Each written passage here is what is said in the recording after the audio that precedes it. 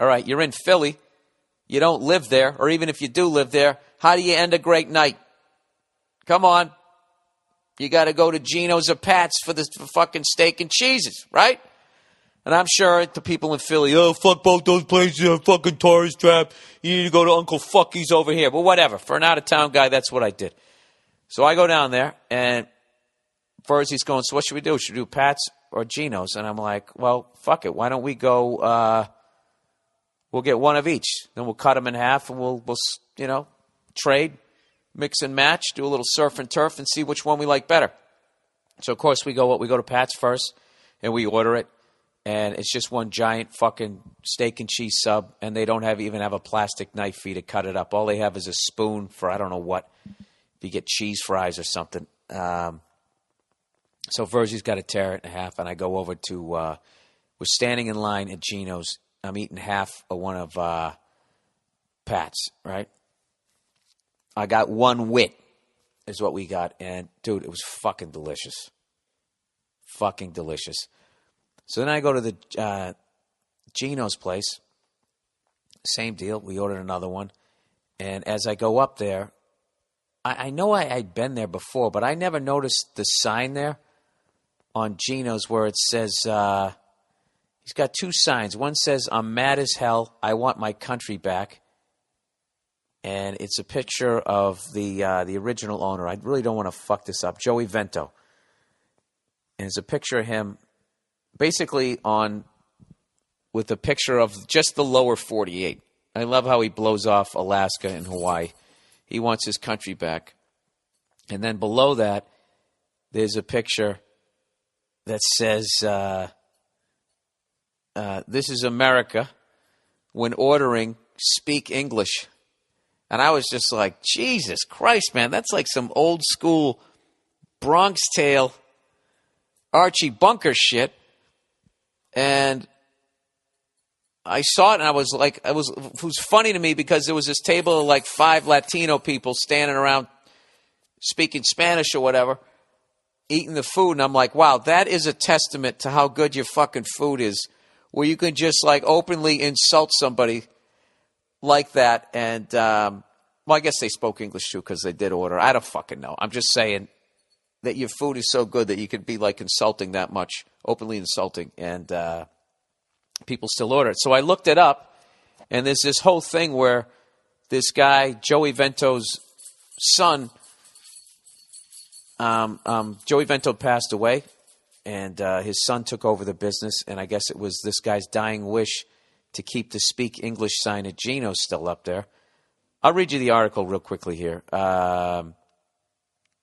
It said last week, Eatery Philly ran a photo of rapper Busta Rhymes hanging out at Geno's Steaks in South Philly. This was all well and good, but what really caught our interest was an update to the item explaining that the Speak English sign is still being proudly displayed at Geno's because its preservation was what late owner Joey Vento... Jesus Christ, I'm sorry, guys. Because its preservation was late owner Joey Vento's dying wish. Geno recently retained Neff Associates, the same public relations firm that began handling the Joe's versus Chinks racist cheesesteak drama. Oh, this is a PR firm. Neff PR director Kyle Flett explains the Geno sign situation in an email today. He says, as you know, Geno's is under new management since the passing of Joey Vento. Geno Vento, Joey's openly gay son, is the new owner and operator, and I think it's important to inform you that he does not share all of the polarizing views his father was famous for. I think it's also important for you to know that we have retained Joe's Steaks, blah, blah, blah, blah, blah. Whatever, I guess it was this guy's dying wish. His dad's dying wish was to keep it up there, so his son's sort of caught in the middle. I don't know. It's actually almost like an interesting piece of history where they have like colored bathroom only, where you just kind of see how far we've come yet haven't come that far. I don't know. It was pretty. Takes a lot to kind of shock me. I was just like, Jesus Christ. And then I felt like, well, fuck this place. I don't want to eat here. I'll just eat at the other place. And I just heard, well, that's owned by the same family. I don't know. For the record, I like Pat's better on that night. So it might be one of those nights where any given night, but they're both absolutely delicious. So then I had to look up the Joe's versus Chink's racist cheesesteak drama. So I look up this one. By the way, all of this shit is making me feel much better about being from the Boston area, because we seem to get, like, other than the South, like when you talk about racist cities in the North, people always talk about Boston. And I guess there was a place that's now called like Joe's Steaks and whatever. Oh, Jesus, where the fuck is the thing? Where's the article here? Okay, Philly is renaming a cheesesteak shop that used to be called Chink's. All right. Philadelphia, capital city of the United States, is great at many things. It's great at being within a relatively short driving. Unfortunately, two topics it is yet to master are race relations and nuance, which is why its residents are freaking out that a Philly cheesesteak shop known since 1949 as Chink's Steaks has just changed its name to Joe's Steaks and Soda Shop. Chink's was named for its original owner, whose name wasn't Chink, but who, boy, did he look like one, according to his grade school classmates. The Philadelphia Inquirer notes that the late Samuel Chink Sherman, so some guy named Sam Sherman, had almond-shaped eyes, so everybody called him Chink. Folks in the shop's neighborhood understand why someone somewhere at some point maybe could find the well-known racial slur inappropriate, but they stop just short of admitting that it actually is. And because nothing flavors meat like a couple of decades of racism, they're pissed that Chinks no longer exist. Here's a sampling of some of the best lines of complaints. Back then, ethnic slurs slipped off the tongue as smoothly as melted American cheese. Cracker Barrel hasn't had to change their name. I mean, that could be made into a racist thing. Others said the passing of Chinks symbolized the neighborhood's decline. If the shop had been named with the slur against blacks, that would be offensive, said Terrell Jenkins, a 44-year-old African-American man, but Chink was a nickname. It could have been a term of endearment.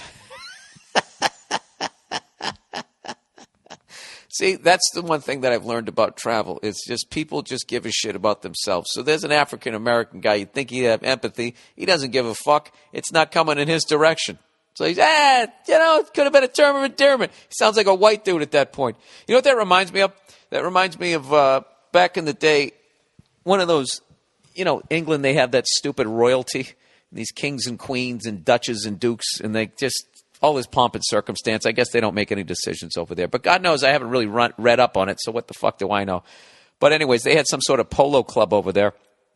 And there was some Middle Eastern guy who was a member, and I think he was one of the only Middle Eastern guys. Everybody else was these, blue blood guys that all, then incestuous fucking, so they all have weird ears and fucked up looking faces like Prince Charles, And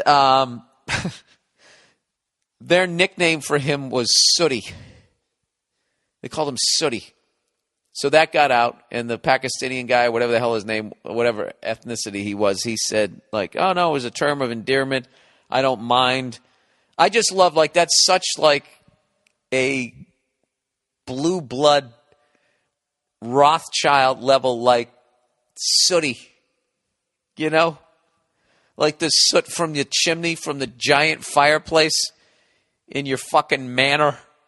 No one thinks about soot anymore. First of all, most houses don't even have fireplaces anymore. You can't even use them unless you buy an old one that's grandfathered in. Them, they have these old fucking, whatever the next style house up from a manor is. That one that they shoot it from the air and it looks like a public library, except the grounds are so fucking gorgeous. All the hedgerows, to quote Led Zeppelin. If there's something in your hedgerow. So anyway, it was just fascinating for me to read this, I don't know. It just reminded me. This was like 1950s level sort of racism. Like they're reading just shit and kind of being in that environment. I was surprised that there weren't some people with their hair greased back standing around a like burning trash can singing doo-wop. Had a very Bronx Tale sort of vibe to it. So, but having said that, those racist sons of bitches make some great food. They really do. And I've only ate there one time, so I'm not going to pass judgment other than to say my experience that night. Pat's got the leg up. All right? But that's a divisional rivalry, so they play each other twice in one season. So I got to go back and have another game down there. It was fucking delicious, and I don't regret a second of putting that poison into my body. The fucking bread was delicious. The cheese whiz. All of that toxic, horrific shit that my body is probably still trying to process and decide where it should put it in my body. I'm telling you right now, I would do it again tonight. And I just had it 2 nights ago. It was fucking delicious. So thumbs up on the cuisine. Thumbs down on the ignorant thought. But leaving the sign up, I definitely think the name of the place, if it's racist, you should get rid of it. But there was something about leaving the sign up that, I don't know. To me, I looked at more as like a museum. Like this was the guy, and he was beloved in the neighborhood, yet he thought this way. He had another sign that they actually took down. It said, "Real Americans don't press number 2," which was a reference to, if you'd like English, press 1. A primo numero dos. There's always the fucking prima, whatever the fuck they say, is the Spanish. That one to me was actually funny. I don't condone it or whatever, but it was at least clever sort of racism. I just love that whole philosophy. Give me back. I want my country back. And that's the same fucking guy that if a Native American came up, and said, I want my country back, this guy would immediately go into some sort of, I would imagine, I don't want to put words in his mouth, but I imagine he would go on some sort of fucking rant about how Native Americans were savages, as we systematically fucking wiped them out like a bunch of fucking savages. So whatever. It was really interesting and it was delicious food. Okay.